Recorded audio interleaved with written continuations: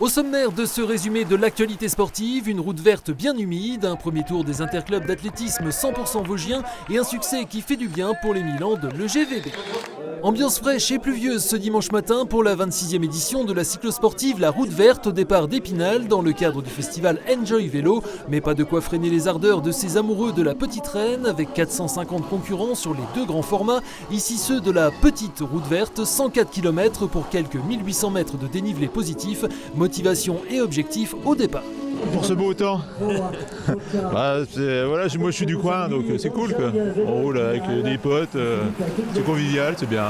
Puis on va se dépenser un peu, on va essayer de se donner, faire le mieux qu'on peut. Un événement comme ça dans les Vosges avec un beau parcours proposé, c'est normal d'être ici malgré le temps, on va pouvoir s'amuser un petit peu, c'est parfait. Il y a beaucoup de copains j'imagine dans le peloton là. Ouais ils sont devant mais par contre ils veulent faire la course donc c'est pour ça, mais bon on les verra à la fin après un bourg pas chaud, ce sera cool. Où est-ce que c'est vraiment dur là? C'est les 50 premiers kilomètres, hein. Le haut du Tos c'est le plus dur, après on redescend, le col de Sapois et puis après ça va dérouler jusqu'à la fin quoi. Dans les bosses je pense que ça va vraiment visser et je pense que ça va être une course d'élimination par l'arrière et donc il faudra toujours être bien placé. Objectif se faire plaisir déjà avant tout et puis pourquoi pas un petit podium, ça pourrait être sympa. Contrat rempli pour la nordiste, deuxième de cette épreuve derrière sa coéquipière du Mégamo Vosges Team Amandine Muller et devant une autre partenaire, la jeune australienne Emma Ochoa, ici à l'image. Une petite route verte où Jochen Pierret de Rouet de Saulcy-sur-Meurthe et le Bresseau Thomas Clémence ont été devancés de quelques secondes par le Géromois Maël Didier. Sur le grand format de 164 km pour 2800 mètres de dénivelé, victoire de Simon Fraisse du team Marny Inside devant son coéquipier Joseph Pierrat, champion des Vosges, et le Romarimontain Pierre Renaud.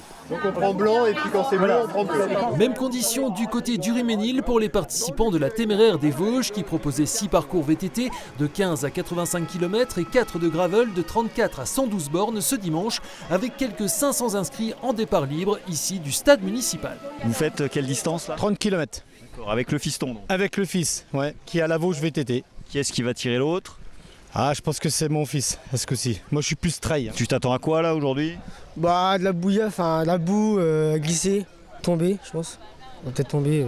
C'est parti, à bientôt. Pas de chiffres précis enfin pour cette deuxième édition du festival Enjoy Vélo Épinal, mais une fréquentation semble-t-il en légère hausse. Rendez-vous l'an prochain, toujours le premier week-end du mois de mai.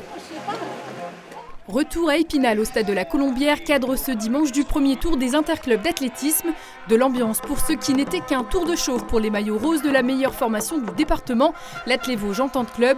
On retiendra notamment la bonne entrée en matière du sauteur en longueur Julien Potonnier, 7,56 m à son premier essai malgré un vent défavorable et une dernière tentative proche des 7,90 m mais mordue. L'AVEC était privé de pas mal d'éléments, tel Benjamin Paulin ici à l'image en récup, victorieux la veille du 20 km de Maroilles, mais tous devraient répondre présent pour la grande finale de National 1A le 18 mai prochain à Reims. Il y avait de l'enjeu en revanche pour les autres formations vosgiennes de National 2 et 3, dont les points acquis lors de ce premier tour seront additionnés à ceux du second. Deuxième club vosgien, le Estaon, pensionnaire de N2A, s'en est bien tiré avec presque 42 000 points. On retiendra par ailleurs du côté du comité olympique de la Haute-Moselotte la belle performance d'Andrea Da Silva, victorieuse ici sur 100 mètres en 12,93, ou encore celle de la déodacienne Maë Voinson sur 3000 mètres en 10,59. La finale pour les National 3 regroupant l'Athletic Club de la Haute-Meurthe, la Saint-Rémy-Vittel, les réserves de Taon et de l'AVEC se tiendra à Remiremont dans 15 jours. Retour samedi soir au sec et au chaud pour l'ultime match à domicile des Milans de l'Épinal Golbet Volleyball. Déjà relégués mathématiquement du championnat élite, la 3e division masculine, les Golbéo-Spinaliens en bleu avaient à cœur de bien terminer à domicile et de décrocher enfin un premier succès dans ces playdowns à la formule assez injuste et qui les avait déjà quasiment condamnés avant le coup d'envoi de cette seconde phase. Chose faite en moins d'1h30 au gymnase Viviani face à une formation de Beauvais qui a résisté dans le premier set 25-20 avant de plier dans le deuxième, notamment grâce à un excellent passage au service de Driss Gousson ici à l'image qui a permis de faire le trou avant de l'emporter 25-14 puis 25-19 dans la dernière manche.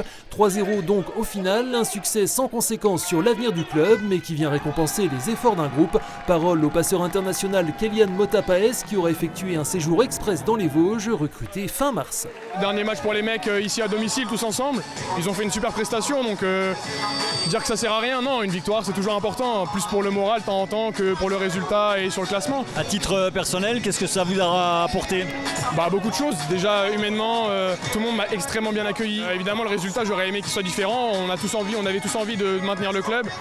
Donc un peu de frustration c'est sûr, mais malgré tout c'est une belle aventure, on s'est battu jusqu'au bout, à l'image du match aujourd'hui. La saison prochaine, le club retrouvera donc la Nationale 2, quittée en 2016, mais cela ne signifie pas, et loin de là, la fin du projet. Si aujourd'hui l'équipe première est effectivement rétrogradée, on a notre équipe réserve avec 100% de jeunes formés au club qui est en passe de se qualifier pour les demi-finales pour monter éventuellement d'une division en N3. L'an prochain, on va construire et travailler pour qu'on puisse regagner évidemment cette place en 3e division nationale. Dernier rendez-vous à honorer dans ces playdowns d'élite, un déplacement samedi prochain à Vincennes. Nous y reviendrons largement dans l'émission Côté Sport avec l'entraîneur de l'EGVB François Merel, la jeune cycliste australienne du Megamo Vosges Team Emma Ochoa et le manager général Anthony Louis, sans oublier Francis Verdun de Vosges Matin, première diffusion à 19h.